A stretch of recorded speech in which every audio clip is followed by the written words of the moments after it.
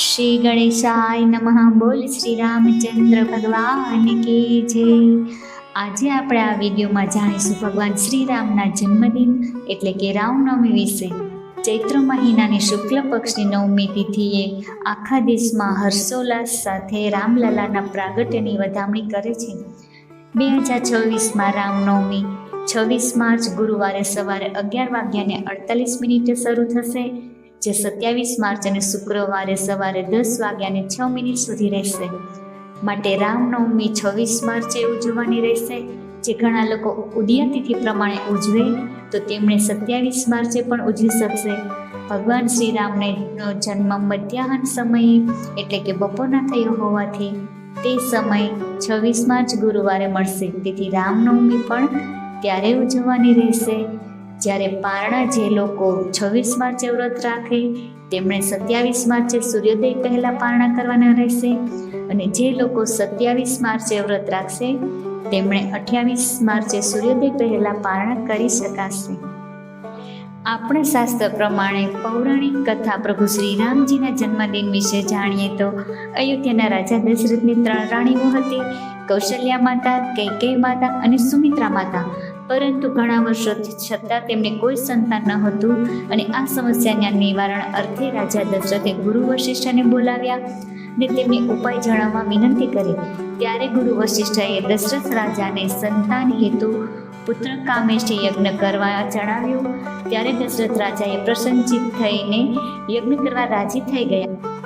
દશરથ રાજાએ શૃંગી ઋષિને યજ્ઞ કરવા વિનંતી કરી અને શૃંગી ઋષિએ સ્વીકાર્યો. પુત્ર કામેષ્ટિ યજ્ઞ વિધિ વિધાનથી નિર્માણ કરી પૂર્ણ કરાયો. ત્યારે યજ્ઞફળના ભાગરૂપે મળેલ પ્રસાદી રૂપી ખીરને દશરથ રાજાએ 3 રાણીઓ વચ્ચે 3 ભાગમાં વહેંચ્યો. થોડા સમય બાદ 3 રાણીઓ ગર્ભવતી થઈ અને અયોધ્યામાં આનંદ છવાઈ ગયો. 9 મહિના બાદ કૌશલ્યા માતાએ 1 પુત્રને, કૈકેયી માતાએ પણ 1 પુત્રને અને સુમિત્રા માતાએ 2 પુત્રોને જન્મ આપ્યો. દશરથ રાજાને ઘેર 4 પુત્રો જન્મવાથી આખો અયોધ્યા આનંદની લાગણી અનુભવવા લાગ્યું. ચારો તરફ હર્ષોલ્લાસ છવાઈ ગયો. અવધવાસીઓ ગીત સંગીત નાચ ગાન કરી 4 રાજકુમારોને વધાવવા લાગ્યા. જ્યારે આકાશમાંથી દેવી દેવતાઓ પુષ્પોની વધામણી કરાવવા લાગ્યા, કારણ કે આ બાળ સ્વરૂપે કોઈ બીજું ન હતું પરંતુ સાક્ષાત ભગવાન નારાયણ યુગાવતારી શ્રી રામ હતા. 12મા દિવસે ગુરુ વશિષ્ઠજીએ નામકરણ સંસ્કાર કરી નામકરણ વિધિ સંપન્ન કરાય, જેમાં મોટા પુત્ર કૌશલ્યા નંદનનું નામ રામ એવું પાડવામાં આવ્યું, જ્યારે કૈકેયી નંદનનું નામ ભરત પાડવામાં આવ્યું, અને સુમિત્રા માતાના બંને પુત્રોના નામ લક્ષ્મણ અને શત્રુઘ્ન રખાયા.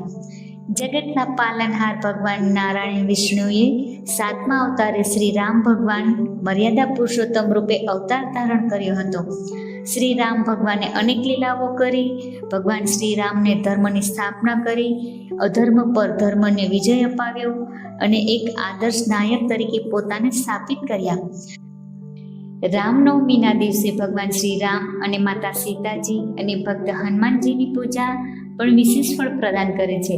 શ્રી રામ ભગવાનની પૂજા કરવા સવારે સ્નાનાદિથી પરવારી સ્વચ્છ વસ્ત્રો પહેરી શ્રી ભગવાન રામની છબી કે મૂર્તિ સમક્ષ સંકલ્પ કરી પૂજા કરવી. સૌ પ્રથમ શ્રી રામ ભગવાનની મૂર્તિ હોય તો તેને પંચોપચારથી સ્નાન કરાવવું, ત્યારબાદ સ્વચ્છ જળથી સ્નાન કરાવવું, અને છબી હોય તો તેને ગંગાજળથી છંટકાવ કરવો.